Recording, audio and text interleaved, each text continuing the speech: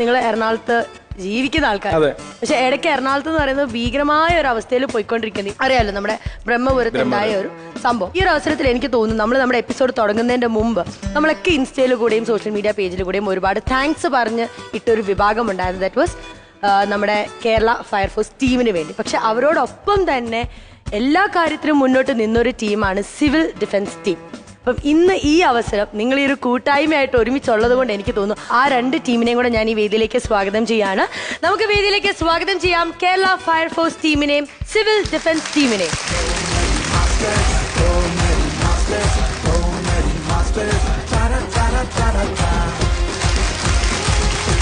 അപ്പൊ ഇതാണ് നമ്മുടെ കേരള ഫയർഫോഴ്സ് ടീമും സിവിൽ ഡിഫൻസ് ടീമും നമുക്ക് വേണ്ടി പോരാടിയെന്ന് തന്നെ കറക്റ്റായിട്ട് പറയാം.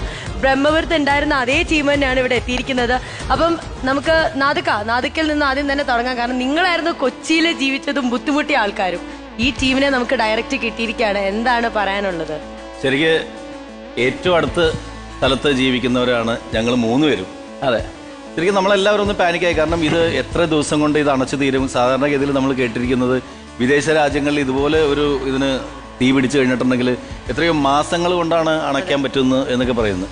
അപ്പോൾ അതൊക്കെ കണ്ടിട്ട് അത് കേട്ടിട്ട് എല്ലാവരും ശരിക്കും പേടിച്ചിരിക്കുന്ന സമയത്ത് നിസ്സാര ദിവസങ്ങൾ കൊണ്ട് അത് ജീവൻ പണയം വെച്ച് എന്ന് തന്നെ പറയേണ്ടി വരും. കാരണം വെച്ചിട്ടുണ്ടെങ്കിൽ അവിടുത്തെ ആ സ്ഥലത്തേക്ക് ചെന്ന് കഴിഞ്ഞിട്ടുണ്ടെങ്കിൽ നമുക്ക് എത്രയോ കിലോമീറ്റർ അപ്പുറത്തിരിക്കുന്ന നമുക്കത് ശ്വാസം മുട്ടൽ പ്രശ്നങ്ങൾ, ചൊറിച്ചിൽ കാര്യങ്ങളൊക്കെ ഉള്ളപ്പോൾ അതിനടുത്തേക്ക് നേരിട്ട് ചെന്ന് കുടുംബമുണ്ട്, ആരോഗ്യമുണ്ട്, ഇതൊന്നും നോക്കാതെ അവിടെ ചെന്നിട്ട് ഇത് അണയ്ക്കാൻ വേണ്ടിയിട്ട് ഒരു ജനതയ്ക്ക് വേണ്ടിയിട്ട് എല്ലാം ത്യജിച്ച് അവിടെ ചെന്ന് ധൈര്യപൂർവ്വം ഈ ജോലി ചെയ്ത ഈ പ്രിയപ്പെട്ട സഹോദരങ്ങൾക്ക് ഞങ്ങളുടെ എല്ലാവരുടെയും പേരിൽ നന്ദി ഈ അവസരത്തിൽ രേഖപ്പെടുത്തും. Thank you. ശരിക്കും പറഞ്ഞാൽ ഈ നമ്മുടെ നാട്ടിൽ പോലീസ് അല്ലെങ്കിൽ പട്ടാളം ഇവരെയൊന്നും നമ്മൾ പലപ്പോഴും ഗവനിച്ചിരിക്കുന്നില്ല. വാസ്തവത്തിൽ ഇവരൊക്കെ ഉള്ളത് കൊണ്ടാണ് നമ്മൾ സേഫായിട്ടിരിക്കുന്നത്. അതുപോലെ തന്നെ അതിൽ കൂടുതൽ നമ്മൾ ഇവരെ ബഹുമാനിക്കണം. ശരിക്കും പറഞ്ഞാൽ ഇവർക്കൊക്കെയാണ് ശരിക്കും പത്മശ്രീ പോലുള്ള വലിയ അംഗീകാരങ്ങൾ കൊടുക്കേണ്ടത്.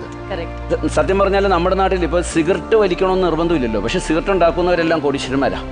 മദ്യം നമ്മൾ കഴിച്ചില്ലെങ്കിലും കുഴപ്പമില്ല, പക്ഷെ അതുണ്ടാക്കുന്നവരെല്ലാം കോടീശ്വരന്മാരാണ്. പക്ഷെ നമ്മൾ അരി എന്ന് പറയുന്നത് കഴിക്കാതിരിക്കാൻ പറ്റില്ല, അതുണ്ടാക്കുന്നവരൊക്കെ ദരിദ്രന്മാരാണ്, ഏറ്റവും നീഡായിട്ടുള്ളവർ.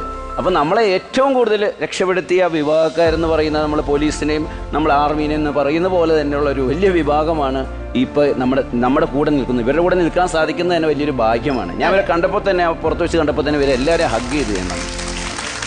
സന്തോഷം.